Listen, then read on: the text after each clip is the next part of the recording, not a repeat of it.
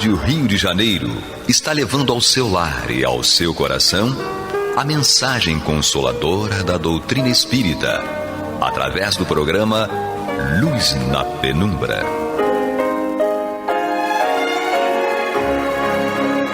E agora com vocês, Bill Fabiano e Renato Souza, para comentar os textos da Revista Espírita de Allan Kardec no período de 1859 a 1869. Olá, queridos irmãos e irmãs da Rádio Rio de Janeiro.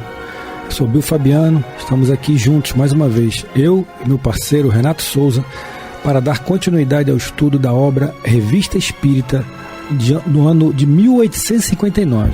Ainda estamos em janeiro, né, Renato? Não saímos ainda do mês de janeiro e ainda estamos sob a égide do ASA, o Príncipe G. Antes de nós começarmos, a gente queria dar uma destacada aqui, um comentário, né, que surgiu, né, Renato, que veio até nós com relação ao primeiro programa, que foi no ar no dia 4 do 6. Lá por volta do minuto 11, mais ou menos, nós fizemos um comentário aqui falando acerca da reencarnação do Cristo no planeta Terra. Logicamente a gente sabe que Jesus não reencarnou na Terra, ele encarnou na Terra. Porém, nós estávamos falando de uma maneira global, né, Renato? De uma maneira bem mais ampla, diante da grandeza de nós como espírito. No caso específico do Cristo, né, é o nosso guia, nosso modelo, é aquele que participou de todo o organograma deste mundo que nós conhecemos. Porém, a gente sabe também, né, Renato, que o Cristo é um espírito quadrilenar, quintalenar, ele é mais do que bilenar. Então, dentro da graduação espírita, ele atingiu a perfeição. Só que para ele atingir a perfeição, ele passou por todas as fieiras reencarnatórias que demandam, pois nós somos criados simples e ignorantes, né, meu parceiro? Simples e ignorantes, até Jesus alcançar esse nível que ele alcançou como governador planetário, foi uma caminhada muito grande. Então, quando a gente se referiu à reencarnação, porque o Cristo realmente, né, meu parceiro, teve muitas e muitas reencarnações ao longo da trajetória evolutiva dele. Para ele alcançar esse nível, ele viveu em eras que nós desconhecemos. Muitas eras, para ele cessar aquela era que ele viveu, né, de forma materialmente falando, dos mundos materiais em que ele transcorreu, essa trajetória dele, essa escala evolutiva dele, foram trilhões e trilhões de anos. Mas imaginemos quantas reencarnações o Cristo passou. Findado aquele núcleo, aquele centro que ele vivia, ele participou da construção de um novo universo, numa nova era que também nós não temos ideia alguma. Então, quando a gente falou daquilo ali, da reencarnação do Cristo na Terra, não em relação à Terra propriamente dita, esse mundinho que nós vivemos, né, Renato, esse orbe muito pequeno dentro da imensidão da nossa própria galáxia, e a gente sabe que existem trilhões e trilhões de galáxias. Jesus reencarnou como reencarnou em outros mundos, mas não que ele tenha reencarnado na Terra. Ele encarnou na Terra, mas a encarnação dele na Terra foi mais uma das trilhões e trilhões de reencarnações que ele teve. Perfeito, olá a todos, perfeito, é isso aí mesmo. E não importa para ele espírito puro ao qual a gente se referia, não é? Daquela magnitude toda, não é? Se ele estava encarnando ou reencarnando, isso é, né? Um detalhe apenas. E não diminui em nada a missão dele aqui, né? Em nada, absolutamente nada. Então, sem dúvida nenhuma, encarnando, sim, o correto é encarnando, sim, conforme você bem colocou, né, pela primeira vez em um determinado orbe, e isso pode acontecer com qualquer um de nós. Com ele foi completamente diferente, espírito puro, conforme você colocou. O fato dele estar encarnando aqui não apagou as reencarnações que ele teve no passado para chegar, não é, à pureza que chegou. Tá. E a gente falava realmente num sentido muito mais amplo, o contexto, né? O contexto era, sem dúvida, da gente colocar a missão dele, né? a magnitude do trabalho dele, da missão dele, de tomar conta de um orbe, de participar de todo o planejamento arquitetônico, não é isso? Exatamente. Geológico, e Exatamente. enfim, a gente vai ficar citando uma série de coisas aqui. Vou ver a Caminho da Luz lá na Gênese Planetária, o primeiro capítulo, né? Mostra bem claro, Emmanuel, né? Perfeito. Para quem conhece o livro A Caminho da Luz, não é? Quem não conhece, está aí uma grande oportunidade de saber todo o trabalho do Cristo para tornar esse planeta aí lindo, bonito, maravilhoso para nos abrigar. Isso aí, tá lá no capítulo 1 do Caminho da Luz. Mas, feita as correções e os devidos entendimentos, né, Renato? Vamos dar uma recapitulada aí para a galera do último programa, né? Nós falávamos acerca da pergunta, né, que Kardec fez ao príncipe, né? Os espíritos podem guiar-nos por meio de conselhos diretos nas coisas da vida? Vamos reler o primeiro parágrafo, Renato? Vamos, a resposta? Aí depois aí você emenda aqui na continuidade, pode ser? Pode ser, vamos lá. Então vamos lá. Os espíritos podem guiar-nos por meio de conselhos diretos nas coisas da vida? O espírito responde, sim. Podem e o fazem de bom grado.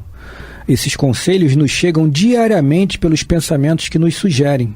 Muitas vezes fazemos coisas cujo mérito nos atribuímos, quando na realidade resultam apenas de uma inspiração que nos foi transmitida. Ora, como estamos rodeados de espíritos que nos influenciam neste ou naquele sentido, temos sempre o livre-arbítrio para nos guiar na escolha. E felizes seremos se preferirmos o nosso gênio bom. Aí a gente remonta lá a pergunta 459 do Livro dos Espíritos, né? Se os espíritos nos influenciam de alguma forma. Os espíritos respondem, o Kardec pergunta, né, e os espíritos respondem. Eles influenciam a tal ponto que de ordinário são eles que vos conduzem ou vos dirigem. Então, essa condução aí, né, Renato, vai depender da nossa lei de atração, o que nós estamos atraindo para nós. Aí vai dizer quem são os nossos companheiros ou os nossos amigos. Perfeito, né? Ele fala do uso do livre-arbítrio, o bom uso do livre-arbítrio, não é? É uma questão importantíssima que a gente deve ter em pauta, em mente, buscando sempre o bom gênio. Ele fala aqui do bom gênio, buscando sempre os bons conselhos, dando sempre ouvidos, não é, às coisas do Cristo, aos ensinamentos evangélicos, que é o caminho correto a seguir, procurando sempre deixar de alguma forma de lado, não é, as nossas imperfeições, e é desse jeito sim que nós vamos conseguindo os bons conselhos. Mas você vai receber só bom conselho? Não. Né? Existe aquele gêniozinho bom que a gente vê na televisão, no desenho, né? Em cima do ombro, em cima do ombro direito, o outro em cima do ombro esquerdo, e um fala uma coisa, o outro fala outra, mas não, e você tem que procurar dar ouvidos. É aquilo que Emmanuel colocou para o Chico, né? Sem dúvida. Chico, a partir do momento, né? E se algum dia eu não fizer mais nenhuma citação do Evangelho, citação de Jesus e de Kardec, você, por favor, me deixa de lado, tá? Você continua seguindo Jesus e Kardec, tá? É por aí que a gente deve fazer. Tá? E Emmanuel também já limitou o próprio Chico, né? Ele se colocando nessa situação, logicamente que ele não deixaria de falar nunca do Cristo nem do Evangelho, mas ele já abriu um alerta para Chico, né? Para o Chico ficar atento. Sim, sim, porque as influências acontecem. Mas você tem o bom gênio, você tem o guia espiritual, você tem o mentor, mas e a minha parte? Exatamente. E a minha parte? Eles não podem fazer tudo por mim. Não, eu preciso caminhar com as minhas próprias pernas, eu preciso deliberar, eu preciso aprender a me conduzir, tá? Por aí. Perfeito. Então vamos dar início ao parágrafo? Sim, sim. Vamos lá, Renato. Não menos importante, o segundo ponto consiste na natureza dos espíritos, aos quais nos dirigimos. Não devemos crer que possamos ser guiados corretamente pelo primeiro que apareça. Perfeito. Muito boa colocação. Perfeita a resposta do príncipe, né? Muito boa colocação. O primeiro que apareça. Aí, eu vinha conversando isso agora no carro. Não é? Ia conversando isso agora no carro. Justamente sobre isso. Verificar se os espíritos são de Deus. Não é? Não pode a árvore boa dar maus frutos, nem a árvore má dar bons frutos. Está no Evangelho de Mateus. Né? É só procurar os meios. Nós precisamos estar atentos aos ensinamentos, porque tem que haver uma simbiose de pensamento e ação no bem. Você não pode tão somente sair acatando a primeira informação que chega para você, por mais que nos pareça correta, não é? A adequada, mas é sempre bom parar e pensar. A gente tem que ficar atento sempre à essência do que está sendo dito, Mas aí a pessoa fala pra gente, Renato, mas quem assinou foi Dr. Bezerra, foi Joana de Andes. E aí, Renato? Não. Peraí, duvidai sempre. Vamos supor um exemplo aqui. Você está num trabalho mediúnico, não é? Então chega um espírito e sugere a você, vai ali e faz isso. Você vai ali fazer aquilo por quê? Então somente para ajudar aquela pessoa que está ali? Você pensou no todo? Pensou que aquela ação pode estar atrapalhando todo o trabalho? Não é? Exatamente. Então, olha só, com muito cuidado, porque às vezes, né, esses espíritos que não têm compromisso estão querendo atrapalhar o andamento do trabalho, não é? E derrubar quem está ali. Acha, né? Mas eu estava focado, mesmo focado, ainda teremos sim, porque precisamos ter ainda muito ainda que fazer para adquirirmos um equilíbrio mais firme. Sim, né? Até porque mesmo que nós estejamos focados, como você bem disse, nós não deixamos de ser ainda espíritos imperfeitos, né? Nós estamos na nossa caminhada, diferentemente do que o Cristo já alcançou, sim. Nós estamos ainda há zilhões de anos-luzes atrás do Cristo. Né? Olha a diferença, então, né? Muita diferença. Muito grande. Zilhões vezes zilhões. Nossa. Né? Outro dia até eu escutei uma expressão aí de um cientista dizendo que existem bilhões de trilhões de galáxias. Olha só. Nossa. Olha que coisa surreal. Não dá para imaginar. Bilhões de trilhões. Então é um sem número que enfim. Não tem como a gente falar que acho que até sai fumaça da nossa cabeça, né, Renato? Sim. Então, nessa trajetória que o Renato falou, nós estamos comprometidos sim. Eu sou comprometido, o Renato é comprometido, todos que estão aqui na rádio são comprometidos, os ouvintes também que estão nos ouvindo são comprometidos, só que isso não nos livra do que nós temos de ruim ainda, né, Renato? Uhum. Então, o que os espíritos trevosos vão fazer é fazer crescer, ou tentar pelo menos crescer o que ainda está de ruim em nós, fazer com que aquilo ali sobressaia no lado bom da gente, que é menor, sem dúvida alguma. Então nós temos que ficar, sim, muito atentos quanto à comunicação, o que está sendo trazido, a essência do que está sendo trazido. Sim. Tem que verificar, tem que ter muito cuidado, cautela sempre, né? Sim, duvidar sempre. Sim, cautela sempre. Bom, meus irmãos, estamos no programa Luz na Penumbra, é isso? Estudando aqui, eu e meu parceiro Bill Fabiano Cordeiro, comentando com vocês, não é? A oportunidade abençoada de estudo, vamos lembrar isso sempre aqui, e a oportunidade primeira para nós, né, Bill? Exatamente. Para nós, com certeza. Revista Espírita, ano de 1859, estamos... né? Fazendo os anos ímpares, nossos colegas Amauri e Astênio fazendo os anos pares, tá? E a gente está em janeiro ainda, vai demorar um pouquinho. Começo do ano. Isso. Vamos com calma, devagar, não é isso? Então, continua então o príncipe aqui na resposta à pergunta que o Kardec fez. A resposta é grande, né? Então vamos de frase em frase, de parágrafo em parágrafo, tá? Aquele que visse nas comunicações espíritas apenas um meio de adivinhação e no médium um leitor de buena dicha, né, enganar-se-ia redondamente. É preciso considerar que no mundo dos espíritos temos amigos que por nós se interessam, muito mais sinceros e devotados do que os que tomam esses títulos na terra, e que não têm o menor interesse em nos lisonjear ou em nos enganar. São, além do nosso espírito protetor, parentes ou pessoas a quem nos afeiçoamos quando vivas, ou espíritos que nos querem o bem por simpatia. Interessante essa questão. Por quê? Porque a gente sabe de uma coisa que ouvimos falar muito, não é? Quanto mais você faz o bem, mais o bem te procura. Exatamente. Então, evidentemente que vai existir o ataque, não é? Porque você está tentando ajudar alguém e tudo, e aqueles outros espíritos não querem que você ajude.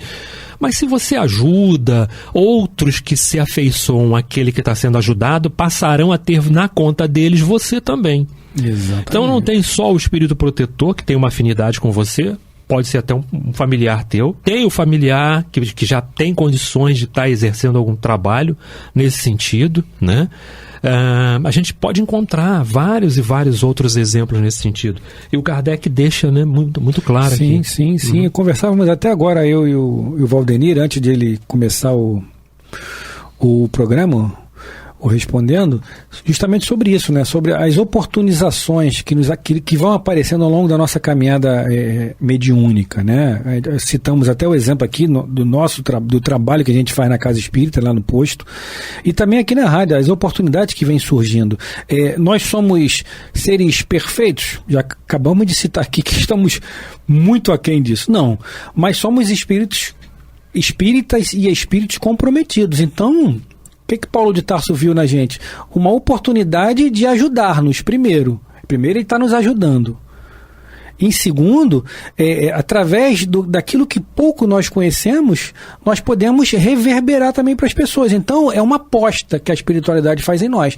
Na maioria das vezes eles perdem, né? Porque não por culpa deles, mas por conta da má condução do nosso livre-arbítrio, né, Renato? Sim. Mas as oportunidades são dadas, porque eles veem em nós um ponto positivo, porque os espíritos nobres, né, Renato, sempre enxergam um ponto positivo. Eles não vão buscar num grande pano branco, né, um pontinho negro na gente. Eles sabem, eles não são cegos para aquilo que ainda está muito aquém da realidade espiritual. Ou seja, eles sabem muito bem o que nós somos de ruim ainda, mas eles conseguem enxergar o que há de bom já em nós e as potencialidades nossas. Então é nisso que eles apostam quando nos ofertam as oportunidades, né, Renato? Com certeza. E devemos desconfiar sempre das palmas, né? Sim. Nossa, você foi ótimo. Você foi muito bem. Ui. E aqui ele coloca aqui, o menor interesse é em nos lisonjear, ou seja, os espíritos nobres não vão bater nas nossas costas e falar, pô, você foi bom pra caramba, hein? Muito parabéns pra você. Nunca vai acontecer isso, porque eles sabem que nós somos vaidosos ainda. Com certeza. O guia espiritual, o mentor, ele vai chegar, ele vai te dar uma força, mas de outra forma. O meu mano fazia isso, bem lembrado, uma força, continua, né? Trabalhando. Continua, isso mesmo. O caminho é esse, vai lá, né? Continua se iluminando. Né? É dessa forma, nunca vai chegar pra você dizer, nossa, você foi ótimo, você foi muito mais bem. Um pouquinho você tava perfeito. Não, perfeito não tem, né? Não tem. Ronaldo tá até ali, né? Sorrindo com o nosso comentário aqui, é isso mesmo. Continua então o príncipe aqui, né? Para o Kardec. Quando chamados, vêm de boa vontade e até mesmo quando não são chamados, muitas vezes os temos ao nosso lado, sem que o suspeitemos.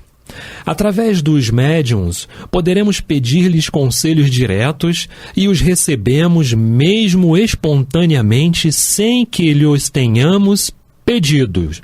Interessante, né? Sim. Estão sempre ao nosso lado. A gente chamando ou não, exatamente. Não é? Ninguém está sozinho, vamos estar sempre acompanhados do anjo da guarda. Se ele não pode, outro estará no lugar de equivalência a ele. Sim. O guia espiritual, o mentor. E existem, né, uma escala, e o próprio livro dos Espíritos trata dessa questão para a gente, quando fala na questão de anjo da guarda, sim, não é isso? Vem falando para a gente desses espíritos que nos acompanham, tá? Perfeito. Nunca estaremos sozinhos. Nunca. Graças a Tá. Deus. E se um precisar sair, terá sempre outro. E falamos isso certa vez num programa analisando os fatos aqui a respeito dessa questão, né, do anjo da guarda. Nunca, jamais estaremos sozinhos. E receberemos os conselhos, mesmo que não tenhamos pedido. Né? Exatamente. Muito importante. Continua aqui então para a gente tentar fechar esse parágrafo, né? Fazem-no, sobretudo, na intimidade do silêncio. E desde que nenhuma influência estranha os venha perturbar. São, aliás, muito prudentes e, de sua parte, jamais devemos temer uma indiscrição. Calam-se quando há ouvidos em demasia. Perfeito, né? Fazem-nos ainda com mais prazer quando estão em frequente comunicação conosco. Como não dizem, senão coisas adequadas e conforme a oportunidade, é preciso esperar a sua boa vontade e não acreditar que à primeira vista venham satisfazer a todos os nossos pedidos. querem assim provar que não estão às nossas ordens. E aí, Bill, o que a gente pode falar sobre isso? Eu lembrei até aqui quando ele fala aí, quando tem muitas pessoas presentes, né? Eles evitam, se calam. Eu lembrei até lá do, se não me engano, o último capítulo do Livro dos Médiuns, né? Que falam das reuniões espíritas. Sim. Kardec, a espiritualidade coloca a preferência dos espíritos em relação às reuniões pequenas, né? A gente fala pequena, a gente lembra logo do nosso posto, né? Que é um posto, que é uma casa grande, né? Com muitos médios, mais de 450 médios, né, Renato? E sim. Sem número não agora, logicamente, por conta da pandemia, mas sem número de assistentes. Então, logicamente, a nossa casa é diferenciada, porque é um pronto-socorro, né? Como se fosse um hospital, um pronto-socorro, né? Mas para os espíritos apraz mais aos espíritos participarem de reuniões pequenas, porque imaginemos o nosso pensamento, né, Renato? Como diz André Luiz, as formas de pensamentos que saem na nossa cabecinha, bem sempre ligada, né, com a espiritualidade maior, sempre com bons pensamentos, né? Só que não. Então, os espíritos têm uma dificuldade muito grande em nos conduzir para a linha reta dentro das reuniões espíritas. A gente está ali, o nosso corpo físico está ali, até nós médios mesmo, trabalhadores, né? A gente está ali, mas está pensando no boleto para pagar, e que segunda-feira vai vencer, e você não tem o dinheiro para completar, e não sei o que, é briga com a família, com a esposa, com a mãe, é o trabalho que você não vende, é uma série de situações que não cabem ali. Por outro lado, como você vai desligar, né, Renato? Vai desligar, eu vou desarmar esse disjuntor aqui dos problemas e ligar agora a potencialidade da minha mediunidade. Fica difícil dentro da nossa pequenez espiritual. Então, como o príncipe coloca aqui, os espíritos mais comprometidos, mais sérios, muitas vezes eles nem estão em determinadas reuniões justamente por isso, né? Porque não existe uma sintonia com eles. Aí, logicamente, a culpa é toda nossa, né? Da nossa sintonia, da nossa má sintonia, e a gente acaba abrindo espaço, às vezes, nem para espíritos maus, mas pseudo-sábios, né? Aqueles espíritos que pensam que sabem, mas que em verdade não sabem não muito mais do que a gente, e ficam nos conduzindo ali de maneira errônea, né, Renato? Sim. E tem que tomar muito cuidado. Esses são os alertas que a gente faz, não é? Sempre na Casa Espírita, ao iniciarmos a palestra, não é? É um ambiente como se fosse um hospital, né? É um hospital, né, Bill? Um hospital. Sim. Então você chega, silêncio, não é? O máximo que puder. Tá? Muito embora, você lembrou bem, nossa casa seja um pronto-socorro espiritual, né? Silêncio às vezes, né? Então é como se você visse mesmo um atendimento numa UTI, numa CTI. Exatamente. É uma maca para lá, outra maca para cá, socorre esse aqui, ampara esse aqui, segura esse, coloca sentado, porque são várias as situações que chegam lá, não é? Desde desequilíbrios na parte mediúnica, não é? Do ser, bem como outros problemas que as pessoas chegam lá. A casa presta socorro em vários níveis, né? E por ser um pronto-socorro, tem que ter realmente esse amparo, esse auxílio, né? E a gente fala muito porque quando você chega, né? Quando você chega, a gente vai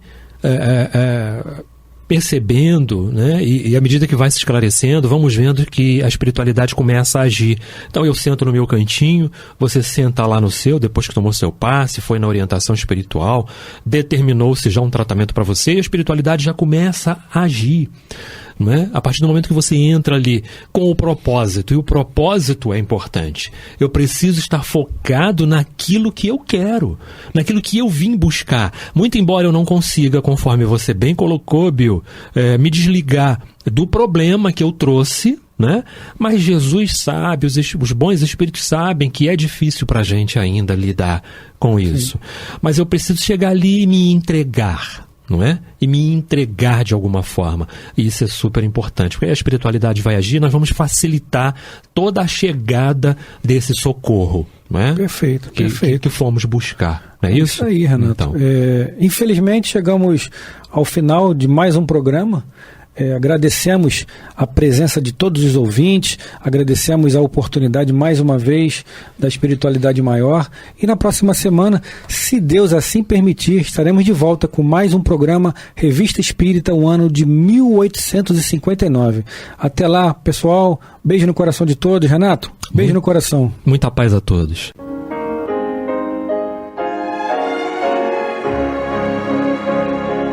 E vamos ouvir agora a prece de encerramento de nosso programa, na voz de Geraldo de Aquino. Jesus, dá-nos coragem para a luta, piedade para os insultos e misericórdia para as injustiças e ingratidões. Limpa nossa alma de inveja e ambições mesquinhas, de ódio e de vingança o nosso caminho. E que dentro em pouco, ao recolher-nos de novo ao calor do nosso leito, para que o sono nos dê a paz e o esquecimento das tristezas humanas, possamos sentir, Senhor, no mais íntimo de nosso ser, a doçura indefinível do Teu amor e a grandeza incomparável da Tua divina presença. Que assim seja.